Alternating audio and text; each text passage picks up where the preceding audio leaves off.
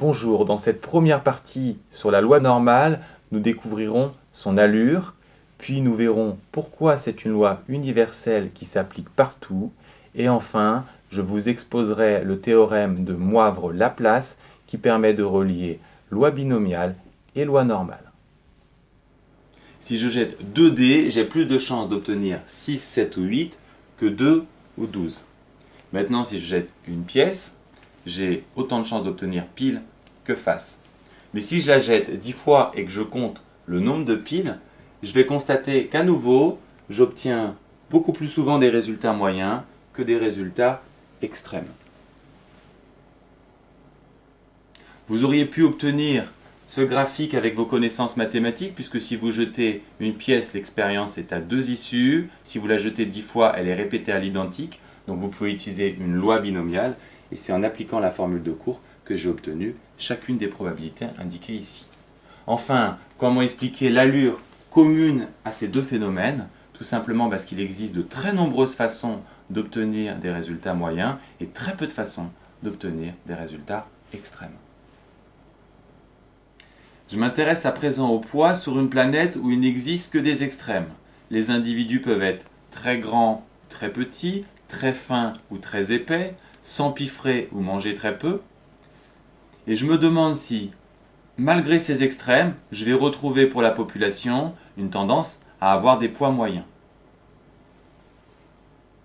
Pour répondre à cette question, je vais compter le nombre de paramètres favorables. Si je suis très grand, très épais, j'ai des gros muscles, je stocke les graisses, je mange beaucoup et très gras, je vais être très lourd. Mon poids sera très grand, mais ce cas est extrêmement rare. Par contre, j'aurai de nombreuses façons d'obtenir un nombre de paramètres moyens qui favorisent le poids. Et donc même sur cette planète, la majorité des individus auront un poids moyen. Évidemment, cette allure ne décrit pas que le poids, il peut s'appliquer aussi à la taille, la force ou le QI des individus, tout simplement parce que ces phénomènes s'expliquent par de très nombreux paramètres et la multiplicité des paramètres crée et produit toujours cette allure. Dans une loi binomiale, il n'y a pas une multiplicité de paramètres, mais un grand nombre de répétitions de l'expérience, ce qui aboutit au même résultat. Moivre et Laplace ont montré que si n devient très grand, la courbe se lisse, ce qui donne une loi normale.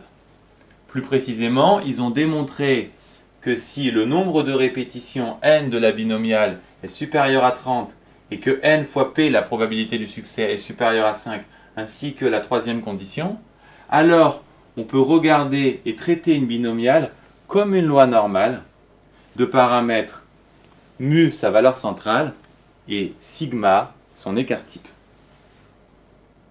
Si ces conditions sont respectées, alors la valeur centrale et l'écart type prennent les valeurs suivantes.